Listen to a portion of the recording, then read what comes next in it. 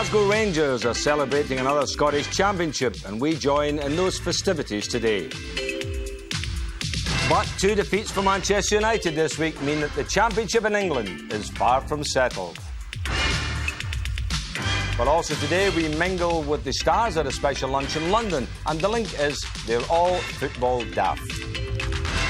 And you should have a pen and paper handy if you want to crack at some super prizes and our Goal of the Season competition. Good afternoon. Oh, good day, folks. Before we start, Jeb, I have to ask you about a letter that arrived in our office. Yes, sir. You have been voted one of the Thai People of the Year. Well, my thanks to all the people in Thailand who voted for me. Then. No, it's not that. Read that. Go on. That you are among the final 25 nominations for the top tie wearer. Me, a top... How did they know that I actually wore a tie, Saint?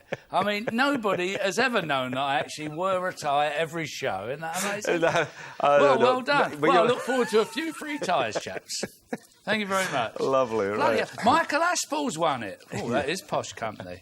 Well, the championship race in England is at boiling point, with Leeds now the favourites. Manchester United is still fighting, and Sheffield Wednesday, well, also win with a shout. Manchester United's 2 defeats this week, however, could prove very costly.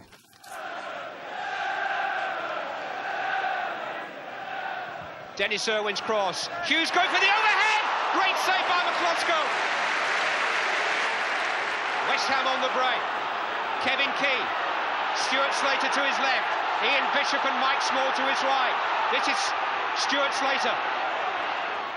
Pallister's clear and straight to Brown. It's in! West Ham deserved a lucky break. Pallister's got it back for Manchester United. Ran into Potts. It's Hughes though. Space for Ryan Giggs. Is this the moment? Oh, good save by McCloskey. The critics have bemoaned the quality of this season's championship, but for sheer drama, there's been nothing like it for years. Manchester United's nerve has failed them at the worst possible moment. Ian Woan's goal for Nottingham Forest beginning a nightmare Easter Monday at Old Trafford. Once again, United had to rely on leading scorer Brian McClair to revive their hopes, but this time McClair's goal, his 24th of the season, was not going to be enough to save them. Forest couldn't beat United in the Rumbelows Cup, but they've inflicted serious damage on their title hopes with 2 league defeats in a month. Scott Gemmell's winning goal, signalling the start of what's been a miserable week for Mancunians of the red variety. The weight of expectation doesn't lie so heavily at Ellen Road. Leeds, in only their 2nd season back in the First Division, have tried to keep their title bid low-key. But Chris Fairclough's goal against Coventry, coming an hour after news of United's failure against Forest, really lit the fires. At this critical stage, fate is just as important as football, and the linesman's error could play a big part in the title. A penalty wrongly awarded for handball, and Coventry's Lloyd McGrath wrongly sent off. Gary McAllister, the only man in this sorry incident who got it right. 2-0, and for Leeds, the real possibility of their first title since 1974. Just a week ago, one leading bookmaker had Sheffield Wednesday at 100-1 for the championship. I hope he hasn't given up his day job. The Owls are sitting in the wings, ready to pounce. Roland Nielsen on target against Norwich City on Monday.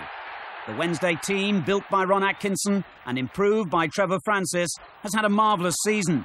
The big prize may be beyond them, but when John Sheridan made it 2-0, he ensured that Wednesday should at least qualify for Europe, and if the big two do slip, who knows? Well, you can follow the next stage in the chase for the title tomorrow afternoon at 2 o'clock on ITV. There's extended highlights of Sheffield United against Leeds, followed by live coverage of Liverpool against Manchester United. And, Jimmy, I have to say, when you think about it, it's about 6 weeks ago, we never thought we'd be sitting here talking about United throwing the league away. You're quite right, and effectively it could even be over tomorrow after those 2 games. Exactly, because if Leeds win in the morning and United lose at Anfield, it's all over. It's amazing. I mean, both teams, to me, have never looked as though either of them have wanted it. They've been saying to the other team, look, you take it. Particularly in Manchester United's case, really, they've had enough chances to have got away from the situation and allowed themselves the luxury luxury of getting beat at, say, West Ham the other night and still have enough points in the bag, but it hasn't happened. Well, we've always said that the games in hand were never points in hand. They never are, and that's the way it's worked out, because looking at the table now, they've caught up in games, and there you are, Leeds are on top, and better goal average. That's going to be a key factor, I think, Jim, at the end of the day. It's a great advantage to them. You know, it's like another point. And that's why you have to rule out Sheffield Wednesday, really, because they're going to have to really win both games, and even then their goal average is not sufficient, because you can't really see Leeds United, or Manchester for that matter, losing 2 games out of the last 2. They're going to win 1 each, I would think. Leeds' home game, their last game of the season's against Norwich. And you really can't see Leeds United losing that game. Unless something happens, as happened in the previous weeks, where they drew at home against West Ham. That's absolutely right. As I say, I mean, to me, Manchester United have thrown this away. I don't know for what reason. It's just one of those things. But they should have been in this position now of allowing themselves the luxury of losing a game, which they did do in the week, but still have enough in hand. It hasn't happened. The driving seat is firmly sat there with Leeds United totally in control now. So, and I don't think you and I would have said that a few weeks ago. No, we wouldn't. And so we're looking forward to that. For that matter, even Alan Wilkinson. I know. Looking forward to that one tomorrow. And a great double header. Be great. Yeah, you working on it? Yes, I'll be there. Good man. Right. In the second division, Ipswich and Leicester are almost there, but the playoff spots are still in the balance, as are the relegation places. Here's Gabriel Clark. With the Premier League just a win away, it was just like old times at Ipswich on Tuesday night. A sellout 23,000 crowd. John Lyall walked out to the sort of reception last reserved for Bobby Robson. But after that, the Portman Road promotion party turned rather flat. Ipswich were edgy and short on ideas and failed to unhinge a Grimsby side defending for their second division survival. The second half brought more pressure, but only more frustration. The closest Ipswich came to a breakthrough when Paul Futcher nearly diverted the ball into his own net. That was until the final minute, when an Ipswich head finally got on the end of an Ipswich cross. But Jason Dazell's header came back off the post. The point should help Grimsby stay up. As for Ipswich, they can see the finishing line. At the moment, they just can't cross it. Very well, defended very well. We just needed a bit of luck in front of goal and it didn't happen, but we still believe we're going to go up and we're going to go up as champions. It's Leicester City who look the most likely to join them. Tommy Rice was the man for the job after Cambridge had controlled much of the early play. Wright struck from 25 yards just before half-time. And 8 minutes after it, Wright's cross deceived the United defence, and Phil G applied the finishing touch to Leicester's 7th win in the last 8 and Cambridge's chances of automatic promotion. But John Beck's side will run till they drop to make sure they're in the playoffs. Leicester were on their heels for the last half hour after Steve Claridge had brought it back to 2-1. This afternoon, Leicester are taking around 10,000 fans to Charlton, who moved into the 6th and final playoff place after going behind at Port Vale. Brian Mills turning neatly on Dean Glover's free kick. 2 minutes from time, though, Colin Walsh's free kick was only palmed away by Mark Grew, and Charlton's co-manager Steve Griss, on his sub, showed his strikers how to do it with his first goal in 3 years. At Roker Park, Peter Davenport scored his first league goal in 3 months. It was worth waiting for. It was also good enough to win the Tees Weir derby, and probably good enough to spare Sunderland from the drop. But that sinking feeling is still with Newcastle United. A bomb scare delayed their kick-off at Derby, but after just 3 minutes, the drama turned into a crisis for Kevin Keegan. Kevin Brock had handled on the line. No hesitation from referee Brian Coddington, who followed FIFA rules to the letter. Brock saw red, and so did most of his teammates, but Newcastle were down to 10 men. Paul Williams scored from the penalty spot. And with Newcastle rattled, Derby, who could still sneak into the top 2, went for the jugular. 17 minutes in, and Paul Kitson pounced on some third-rate defending for his 3rd goal since moving from Leicester. Things couldn't have got much worse for Kevin Keegan, but they did. 9 minutes later, Newcastle were reduced to 9 men when Kevin Scott was sent off for his 2nd bookable offence. By now, his manager was lost for words. Somehow, though, Newcastle's 9 men managed to halve the arrears early in the second half. Kevin Sheedy's cross, David Kelly's header, and Gavin Peacock knocked in the rebound. But any hopes that they might be up to mission impossible disappeared in the space of another mad minute. First Gabbiadini flicked on and Craig Ramage made it 3-1. And then Liam O'Brien became the third Newcastle player to be sent off after saying something he shouldn't have to referee Coddington. It was all rather academic by the time Ramage trickled in his second. Keegan has since lodged an official complaint about the referee for failing to take the big match atmosphere into consideration, but it won't alter the result or the fact that Newcastle are suddenly back in the bottom three. Now that is amazing. Newcastle down there, Jim, and they play Pompey today, which is amazing. That Jimmy Smith gone up there back to Newcastle could be the man that puts them down. I hate that players getting sent off like that because they muddy the bath for you when you finish the game yourself, don't they then? But I mean, that's unusual, free getting off, isn't it? Terrible. Things not going for Newcastle. No, and Jim Smith, when you think about it, as you rightly say, and he could be the man to put the final nail in, virtually. Well, up at the top of the table, I mean, things are really hotting up there if we have a look at it. Ipswich, Leicester look to me, Jim, to be near enough there. I would say so, Ian. Although Leicester are at Charlton today. Yeah. And that is a tough game for them. Blackburn Rovers, a big story, of course, the fact that they led the league. And again, like Manchester United, you thought, well, past the post. And look at them now. I mean, they're really struggling. They may not make the playoffs now. Now, talking about Charlton, you know, I know. On Thursday, Steve Gritt, Alan Kirbishley, the management team, had a go at me about we never mentioned them, and I saw it in the papers this morning as well. So, I mean, what are we going to do? We did. We actually showed them beating Portsmouth the other week, but they were obviously in the Woolwich wine bar, those two, weren't they? But here we are, lads, to show there's no hard feelings. Nice one. Couple of Saint and Greavsie mugs. Kerb, Steve, they're yours. Kiss and make up. Well, more action now, and shortly we'll look at the scrap going on between Wycombe and Colchester for a place in the Football League. But first, a defeat for the third division leaders on Tuesday night. Birmingham City in blue went to Deepdale looking for their sixth win in a row, but a win for Preston would all but seal their place in Division 3, and Lee Cartwright's shot was deflected past Kevin Dearden to give them an early lead. Not much the keeper could have done about that, but he won't have been too pleased about his parted Preston second. His punch fell straight to Mike Flynn, who made it 2-0. 2 minutes into the second half, Birmingham rediscovered something like that fluent form that has taken them to the top, creating space down the right for Darren Rowbottom, whose cross was touched on by Simon Sturridge and then pounced on by Nigel Gleghorn.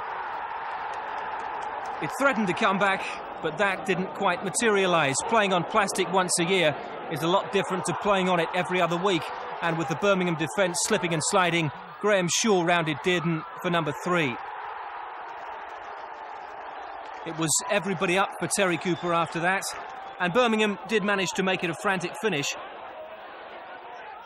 Simon Sturridge pouncing on the ball after the Preston keeper had lost his bearings. He crossed for David Rennie to bring it back to 3-2. That was the final score, but Birmingham are still a point clear with a game in hand.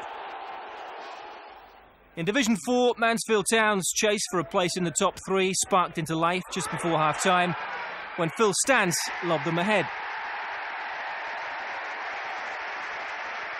But Halifax were level with one of the goals of the week early in the second half. 20 yards out and Ian Juriev cracks in the equaliser. 8 minutes later, Mansfield were back in front and Stan had got his second. Not the most orthodox overhead kick you'll see, but it ended up in the back of the net.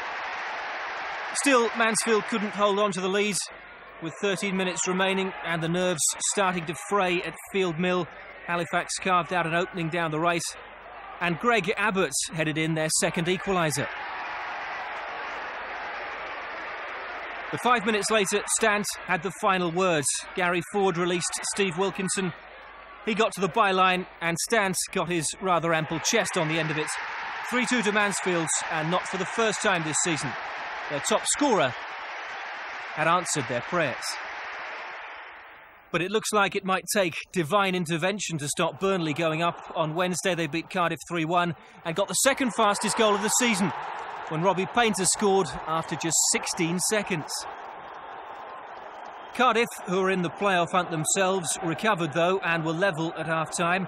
Colin Griffith got down the right and Nathan Blake arrowed in their equaliser.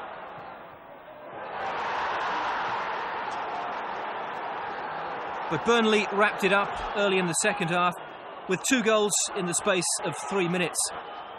First, Ian Measham's cross was headed on by Mike Conroy, and Andy Farrell put them 2-1 up. And the 12,500 crowd knew their side were back at the top when Conroy headed in from almost on the line. Burnley are now 3 points clear with 2 games in hand. As for who goes up to the fourth, it'll either be Wycombe Wanderers, who've never been in the league, but who've got a brand new stadium, an average attendance of 4,000, and ITV's Alan Parry on their board of directors, or Colchester United, who were in the league up until 2 years ago and who are currently having to raise £80,000 to make sure their old ground at Layer Road is up to scratch if they get promotion.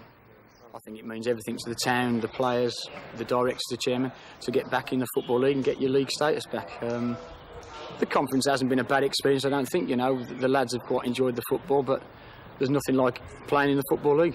In the 4th division, the 3rd division, the 2nd division, you can finish 6th in the table and still get promoted. I think the conference actually is the hardest league in all of England to win. Only the top team is successful ultimately, and what a pressure that is. One slip now by ourselves or Colchester and a season's work is down the drain.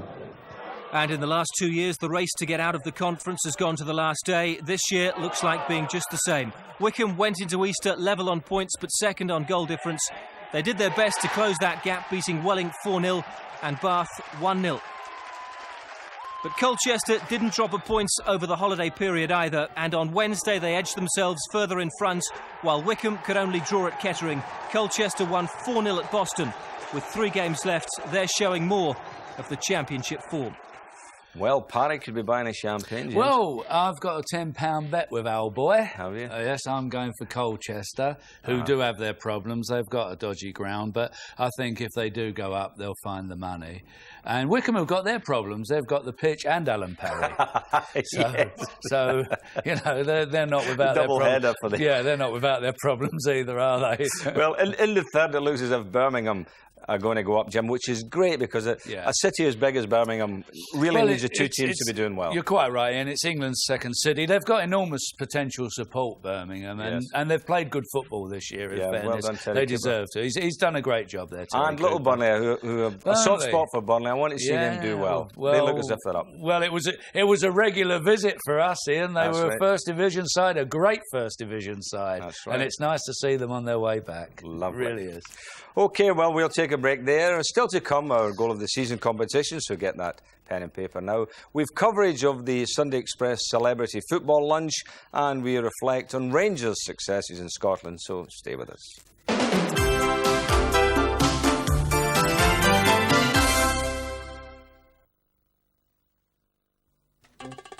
If I see one walking down the street, I tend to beat a hasty retreat. I walk on by. Whatever's in the back of any car, I find the moss too clever by far. I walk on by.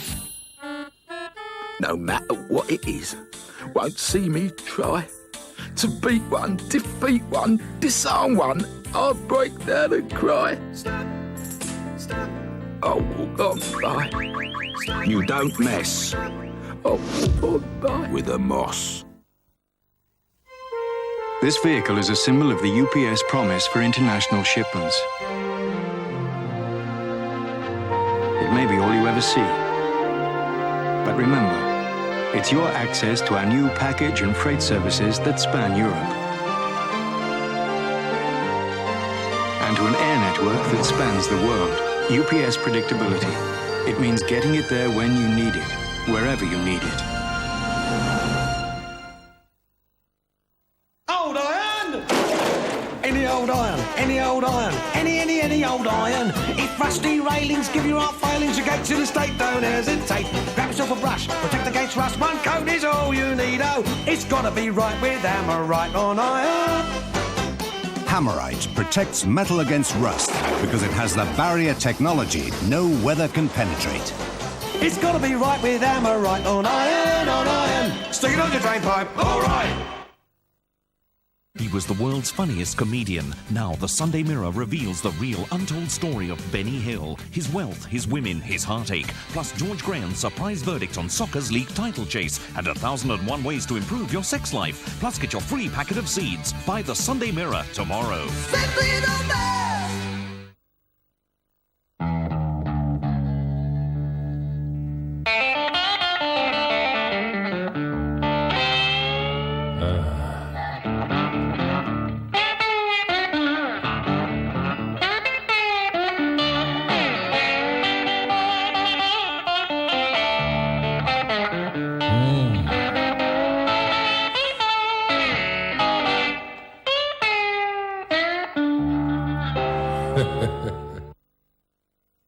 From Hollywood Pictures, I was calling about the nanny position. her plan to make this family her own. She seems terrific. What's the catch? One by one, she will charm them all. I don't know what we would have done without her. All of them.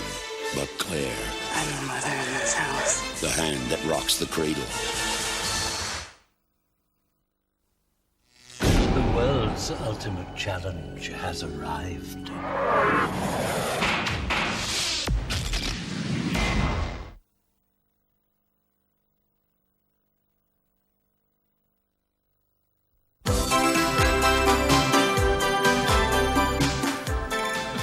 Welcome back. Now to Scotland, and viewers in the Scottish and Grampian regions next Tuesday night will be able to enjoy live coverage of Rangers' final home game of the season, the championship party, if you like, to take on Hearts for so long, the league leaders themselves. I'll be there, Jim, with Jerry McNee, the singing commentator, and the show is hosted by Jim White from 8 o'clock. So it's 4 championships in a row now for the men from Ibrox. Clive Tilsley reports. We've had 19 minutes. Gorham's clearance rather hanging on the wind, and here's a chance for Ali McCoist. He's going to walk it in. Oh, how he loves to score goals. Here's Vinicum, underlining the strength of this Rangers squad now. Mikhailchenko. Gary Stevens arriving on the scene. Oh, what a beauty. Muddy never saw it. 2-0. Houstra, Durant, McCoist, lovely turn, lovely goal. Oh, what a season he's having. His second of the day is his 35th of the season. It's fallen for Mikhailchenko, and Samirin undone here. Muddy got a hand to it. Houstra, the 4th goal, the 4th successive title for Rangers surely, and champions in style. Most players wait a footballing lifetime and never win a championship medal. Gary Stevens wins one nearly every year. 6 in the last 8 seasons, 2 with Everton, 4 in a row now with Rangers. A never-ending story of success that the men in the light blue shirts are rightly proud of. 44 games it was this year. I mean, that was on paper at the start of the year. 44 games sounds an awful lot to have to play in a season. Before Christmas we were playing 2 games every week, all the way through to Christmas. It was very difficult, you know, mentally more than anything else. You see, people say that it isn't difficult for Rangers, that the competition here to the Rangers in the Championship is token. Well, whether Rangers are the champions or not, sides up here tend to... the fire in the bellies for playing Rangers, you know, they prepare better. But add to that the fact that we've been champions the last 3 years, sides really do want to do us, you know, they want to see us fall. Probably along with 50% of the Scottish population, you know, that's the way it is up here. The one saving grace for Rangers detractors has been the club's failure to win the Scottish Cup since 1981. In their last final 3 years ago, Stevens made the error that gifted Celtic's Joe Miller the winner.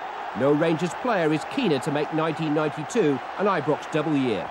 On the day it always hurts, but I think there's a lot of water gone under the bridge since then, and I was forgiven by the fans. I think that's one thing that helps you forget. I still get the odd snide comment walking along the street off Celtic fans. But I've got a chance this year, along with the rest of us, to put the records right. They've talked about it being a bit of a jinx competition, but we haven't really deserved to win it. And this year, all due respect to Airdrie, we've got a better chance perhaps this year than we have you know, for a long while. And I'll be starting from scratch release because I've had a year off. I'm perhaps a different player as well. In what sense? Well, I mean, a year on, I mean, you've got to develop. Better? I'd hope so, but the older you get, I mean, the more you use your brain, perhaps a little more strong mentally, and perhaps I could deal with that, but I will never find out unless I get to play again. That's the thing. Been very successful, Gary, well up there, done. and Rangers, Jim, 4 in a row. Yeah, you can't argue with that. They're the outstanding team in Scotland. But they've got the ump to say in Greavsie programme, haven't they? Well, not so much at the programme, to you, actually. To me, is it? Well, What? you had said something during the season about one of the players. Well, it's Mark Haley. Just because I said Mark Haley can trap a ball further than I can kick it. Now, that's my opinion, and I'm entitled to that. Yes, Now, but- Rangers are not entitled to get the ump over that because they were going to let Ali McCoist come down here, Well, weren't we they? wanted Ali McCoist to come on, Yeah. on the show this week and do the whole bit about Rangers and everything. But Rangers are the biggest club in Megaland. I mean, they should be above anything like that, really. Come on, Airdrie. Support Airdrie next week. What, for the final? Because the Yes, Rangers, of course, can do the double. Which They can, that's you know, right. they haven't done But for a long Airdrie will time. stand in their way, little Airdrie. You think so? I've got Well, the ump. but- I've got the ump to Rangers now. I mean, a club like that should be above all criticism, really. They So should be able you'll to. seriously, you'll be then hoping that Hearts win, because the Hearts have to win the last 3 games. It'd be nice to depending see what Hearts. Celtic do. Yes, Be nice to see Hearts win, absolutely, and Airdrie and get in the UEFA Cup. Absolutely. Okay, well, but, you know, I divorced myself from everything he said. Well, you're going up there on Tuesday. You've got to. And I've I been up don't that blame you. gantry. I'm not telling you where I am. Okay, right. Now, this week at the Dorchester Hotel in London, the Sunday Express hosted a celebrity lunch for stars who share a love of football. Now, among them was Jim Rosenthal, and he explains the common link. Throughout the season, the award-winning Sunday Express sports pages have included a special report. Celebrities have covered a match involving their favourite team. Manchester United's seizure is the big talking point. Well, you know, being a Manchester person, I was shocked and surprised and upset for the United fans. And, well, it'll be very sad if they lose the title now, won't it? Yeah, very sad. I think Arsenal are the best team in the First Division currently, and I think Leeds United will win the First Division. I think Manchester United have blown it. What do you feel has happened to United in the last couple of weeks? Nerves and bottle, and the absence of Robson. I think he's such a man in that club, you know, of the current club, you know, along with the legends of the past. But I think Robson makes that team play, calms them down, if you like, and his absence, I think, will prove very costly for them. Editor Yves Pollard had the idea of weekly celebrity reports that allowed famous supporters to write about their club, confirming these days it's fashionable to be a football fan. I think it's a wonderful game, just a wonderful game, because you never know what's going to happen. It's on this little pitch, the rules are very simple, the play is very simple, they just kick the ball to one another, and yet within those very simple things it's extraordinarily complicated.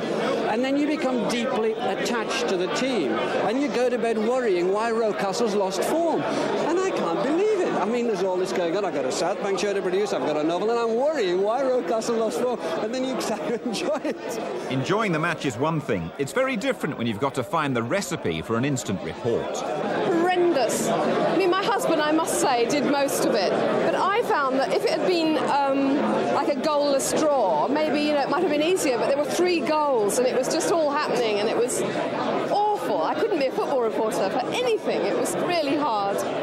Chelsea fan David Mellor is still buoyant after his party's big win.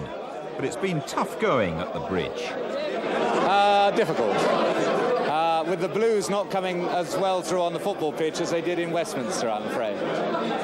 No, I mean, I think that everyone who loves Chelsea knows that on their day they can beat any team in the land, and on another day they could lose to any team, and I mean any team in the land. How committed a supporter are you? Oh, I'm very keen. I mean, I go to almost every home game and quite a number of away games. I mean, I'll be there on Saturday, hoping that we'll have a grandstand finish against the Arsenal, who've come into rather good form just lately. So I shall have my fingers crossed and my knees knocking, I'm afraid. Well, you know, Well, I must say, Jim, I think they were some of the best reports I've ever seen Well, in the they newspaper. are. I mean, Chelsea have got so many Tory supporters, they're going to privatise the trainer's bucket and sponge, you know. But I think those reports that they did probably are some of the best, you're quite right, Ian. Much better than, dare we say this, but, you know, I thought they were excellent. Excellent, much fairer than normal, no bias, superb. And they can't knock us saying we're finished next week. How can we get a bad press? Don't matter. We're finished. Okay, say what you like. That's it, tell them. That's right. All right, OK, well, at another lunch, there'll be a few lunches in London this week, the Football League demonstrated that they can still expect to command sizable sums of sponsorship income after the arrival of the Premier League. Exclusive news now of a major new deal from Gabriel Clark. Putting the family spirit back into the game has been high on the list of football's priorities in recent times. The first Jewson People Awards this week was clear evidence of that. In the last 2 years, Jewson have sponsored 73 different family schemes at 49 different clubs. Brentford and Walsall were named top family clubs in Divisions 3 and 4. The godfather of football chairman, Doug Ellis, had plenty to drink to when Aston Villa pipped Leeds to the Division 1 award. But the national title went to Second Division FA Cup finalist Sunderland. Alec King collected what everyone at Roker Park hopes will be the first of 2 trophies in the next 2 weeks. They make things work. I think it's a combination, a special chemistry up there. The club's part of the community, that's quite clear. It's very important. So the fans have something to do with that. But I think the club has gone out of its way to make sure that it makes itself attractive and open to those fans. That innovation includes the Roker Rover, a specially converted double-decker bus which takes Sunderland into the Wearside community. And Jewson and the Football League are determined to build on that. They've signed a £600,000 deal for the next 2 years. This is what the football game is about. Football is a game that depends on repeat purchase. It depends on customers coming back through the turnstiles time and time again. And that maybe you have to offer a little more than just what goes on the pitch for 90 minutes during the game. Well, I mean, that is wonderful news. £600,000 within the kitty. Amazing. And Doug Ellis ate and drank most of it. Good old Doug. But it does actually mean that the lesser clubs, so-called, are going to get some very good Jewson sponsorship. Well, the thing is, I don't think it's the end of the road as far as the smaller clubs are concerned, or the clubs outside next year's Premier League, because there'll be money there from sponsors, Jim, and I think it'll be a good league. You're quite right, and I think quite the reverse. I think there's a lot of people will be interested in the alternative league, for want of a better word. There's a lot of opportunities there. Super stuff. Great. Right. Now to our goal of the season competition for the little trophy here, and we're offering some great prizes if you can match our top 3 goals in order of merit. We're giving away 3-day trips for 2 to an England match during European Championships as our top prize, with the FA's official carrier, the Travel Management Group. We also have a pair of tickets to the European Cup final between Barcelona and Sampdoria at Wembley Stadium, all expenses paid. We've 4 sets of the official Football League video series, including Race for the Championship, Saves Galore and Goals Galore, all from Fox Video. And finally, we've 6 copies of the only official record of Rangers Championship victory on video, entitled 4 in a Row. Now, what you have to do is select the top 3 of our 7 goals of the season in order of merit. And there are 7 this week because we've added Anders Limpar's tremendous effort against Liverpool last Monday to our final selection. Now, here are the 7 goals to choose from. The sunshine and green pitches of August, a new season and an early contender for the sort of goal which lives in the memory. A soft touch and Palmer able to feed Hurst, who brings it onto his left foot. What a start to the season for David Hurst. And what a start for Wednesday. Great goals can be spectacular, the finishing touch in a skillful build-up, or simply a moment of individual brilliance. Dwight York of Aston Villa can certainly lay claim to the solo goal of the season. You simply can't legislate for talent like this.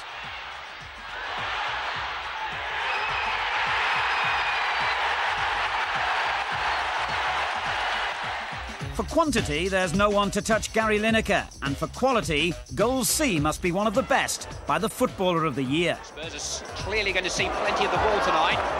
Lineker, Allen, Samways, Vanden Hauwe. That's neat stuff. Allen on towards Gary Lineker. What a superb goal! Oh, that's broken the ice. If Leeds United win the Championship, Lee Chapman's contribution will have been enormous. This effort, a classic of simplicity. Garrigo. That's good running and a fine ball. Speed. First time towards Chapman. Oh, a magnificent goal by Lee Chapman. Our fifth contender combines ice-cool confidence and exquisite skill. Arsenal's Paul Merson needed just one look and one chip to provide us with this memorable goal.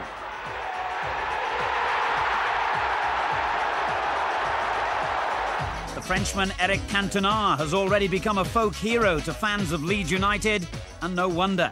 Every kid on every park dreams of scoring a goal like this, and there's many a First Division player who sat back in disbelief at that moment of magic.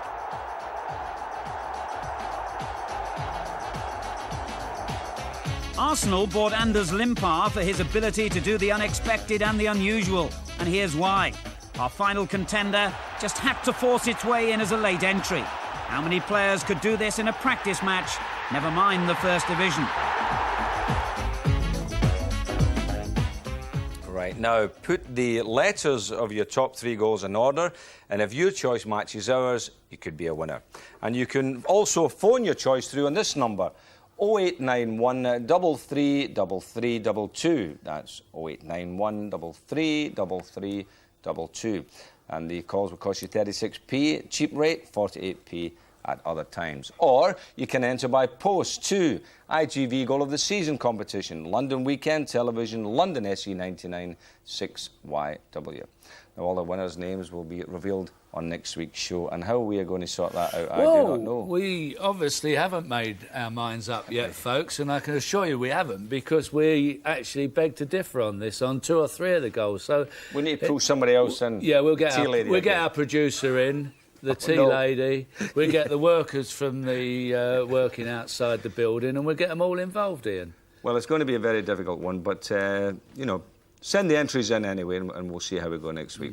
Well, finally today, even though that the European Championships are beckoning, the European qualifying matches for the 1994 World Cup finals kicked off this week with games in Spain and Belgium. Here's Jim Rosenthal. Wales can be encouraged by Belgium's failure to get a hatful against Cyprus. Just 1 goal for Mark Wilmots, the Standard Liège striker. The Belgians booed off. Wales start their Group 4 qualifiers in Romania next month. And now the first action from that group of 7. Spain are off to a flyer with just a couple of minutes gone. A nice rebound for Michel. A really dodgy penalty decision, though, for their second goal. Baquero upended by Strakosha. Michel once again from the penalty, and that's his 21st goal for his country. Late on, Fernando Hierro gets the third. Hierro used to be a central defender. He's now second top scorer in the Spanish league, playing in midfield. Northern Ireland are at home to Lithuania on Tuesday. The Republic play Albania next month. Well, the World Cup on its way, Jim. England have a friendly next week against the CIS. Against CIS, yeah. Now, he's selected 50 players, Graham Taylor. He must win with that 50 players. I thought I was backing with a chance. I thought he was selecting players at 50. I'll put my name down. But, I mean, 50 players is a joke. Oh, I mean, I think we'll get a win. Yeah. I fancy us out there. Scotland don't have a game because Andy Roxburgh thought, well, you know, you can't get the players at this time of the year. There's no point in getting involved in all that, so we've given it a buy. I wonder whether we fixed this game up when they were the Union of Soviet Social Republics and lived to regret it. We'll never know. Oh, OK. Right, anyway, before we go, a reminder to look out for tonight's live boxing on ITV at 10:30. When the WBO super middleweight champion Chris Eubank takes on John Jarvis of the USA at the GMEX Centre in Manchester.